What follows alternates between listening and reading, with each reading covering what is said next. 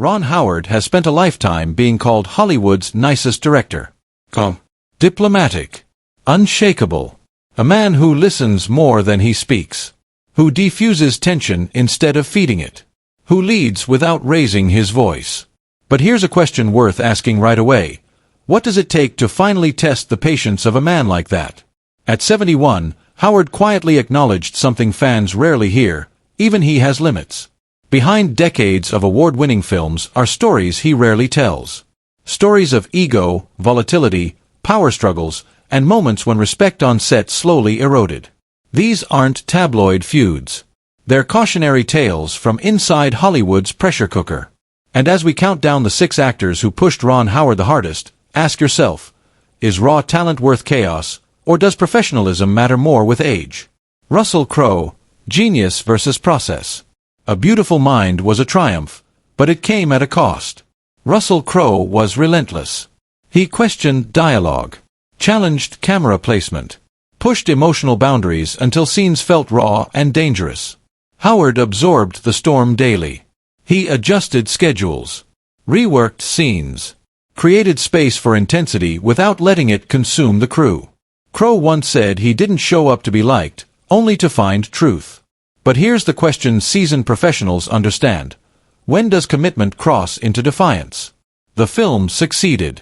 Awards followed. But Howard learned that brilliance without balance demands a quiet toll. Jim Carrey, When Freedom Becomes Friction. Jim Carrey thrives on spontaneity. Chaos is fuel. Rules are suggestions. On How the Grinch Stole Christmas, that energy collided with Howard's structure. Carrey pushed back against makeup constraints, against schedule limits, against anything that felt like confinement. Howard tried patience, then compromise, then firmness. At one point, a military advisor was brought in to help Carrey endure the physical demands of the role. It worked, but barely. The lesson: even joy needs boundaries. And even laughter requires discipline to survive a long production. Andy Griffith, When a Mentor Becomes a Lesson. For young Ron Howard, The Andy Griffith Show was home. Andy was mentor, protector, father figure. The man who made a child actor feel safe in a ruthless business. But fame changes dynamics. As the show grew, Griffith grew tense, controlling, moody. The warmth that once defined their relationship slowly faded. By Howard's teenage years, curiosity was no longer welcomed.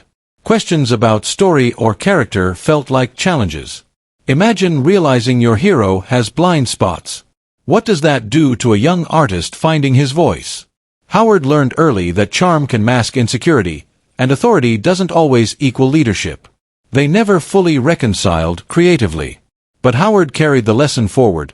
Harmony on set isn't accidental, it's designed. Tom Sizemore, When Unpredictability Becomes the Enemy. Howard sets run on preparation. Precision creates freedom. Everyone knows the plan. Everyone trusts the rhythm. So when Tom Sizemore joined Ransom in 1996, that rhythm fractured. Sizemore was electric on screen, dangerous, unpredictable, alive. But off-camera, that same volatility spilled everywhere. One take would blaze with intensity. The next would collapse into distraction or delay. Call times drifted. Crew members grew tense. The air changed. Howard didn't explode. He recalibrated. Scenes were reordered. Coverage expanded. Days were rebuilt around reality instead of expectation.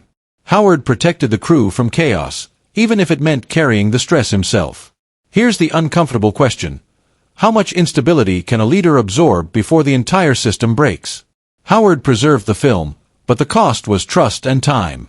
When Sizemore passed years later, Howard stayed silent, not out of cruelty, but distance. Sometimes restraint speaks louder than praise. Marlon Brando, When Legend Overpowers Collaboration. Marlon Brando was myth before he was man. By the time Howard encountered him, Brando no longer believed rules applied to him.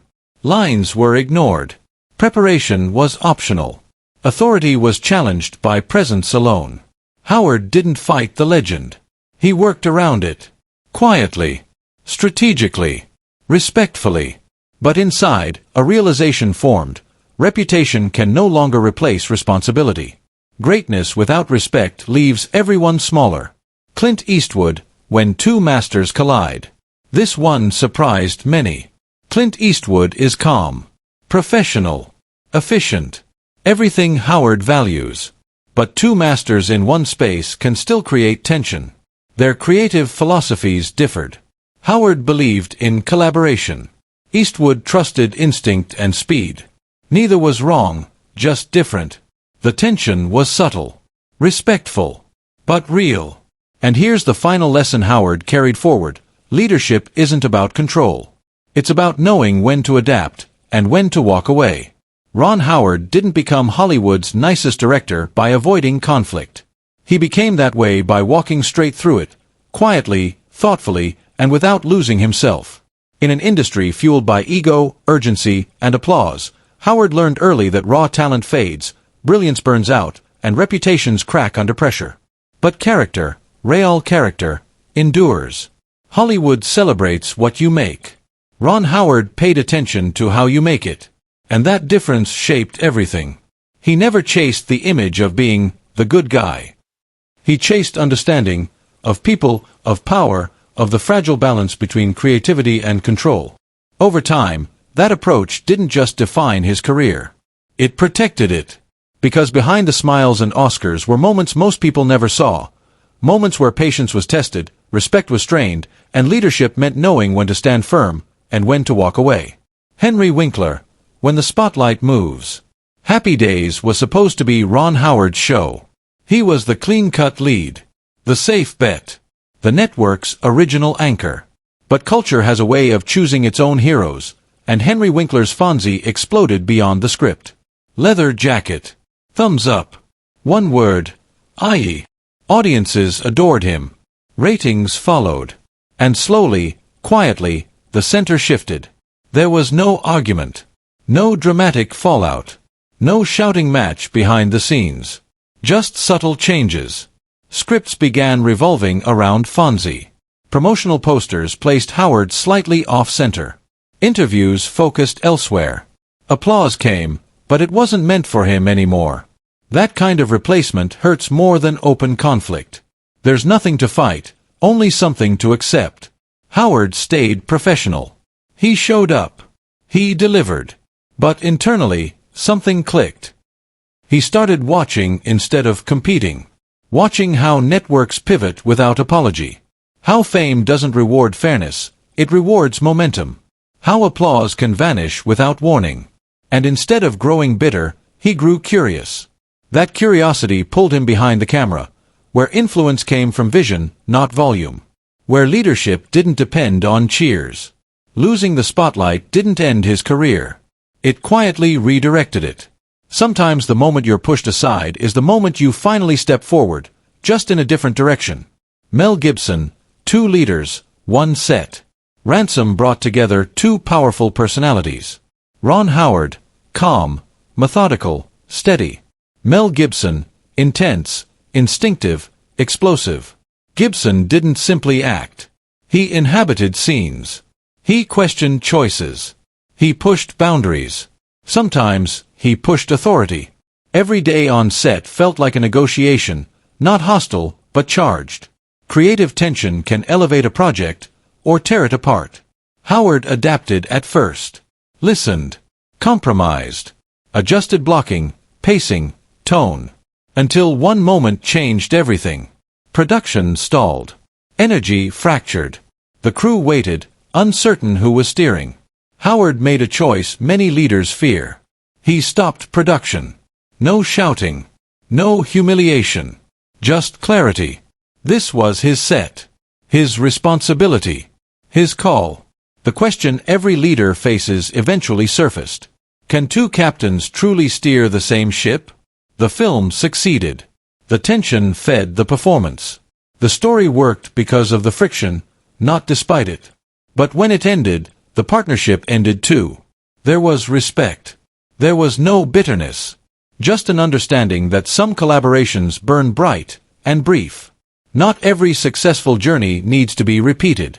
Marlon Brando, When Legend Becomes Liability. Directing Marlon Brando should have been the pinnacle of Ron Howard's career. Instead, it became his breaking point. Brando was mythic, revered, untouchable. He was also late, unprepared, detached. Lines were taped to furniture, cue cards hidden in plants, scenes rewritten mid-shot. Sometimes Brando simply disappeared, leaving the entire production waiting. Howard tried everything: patience, respect, accommodation. He adjusted schedules, protected dignity, made excuses. Nothing worked. And slowly, the cost became clear, not just financially, but emotionally. Crew morale collapsed. Momentum vanished. Trust eroded. Here's the hardest leadership question of all. At what point does reverence become permission for disrespect? Eventually, production unraveled. The project quietly died, not with scandal, but with exhaustion. Howard didn't publicly attack Brando. He didn't need to. Years later, he reflected without naming names. Some legends earn their reputation through their work, others through their behavior. And not all legends deserve the same patience. Final thought. These weren't tabloid scandals. They were pressure fractures, moments where professionalism mattered more than fame. Ron Howard didn't win every battle, but he learned from every one. He learned when to step back, when to step up, and when to walk away. So here's the question to leave you with. Who surprised you most? And do you think Howard was too patient, or exactly patient enough? Because in the end, even Hollywood's nicest director learned the hardest truth of all. Talent may open doors, but respect is what keeps them open.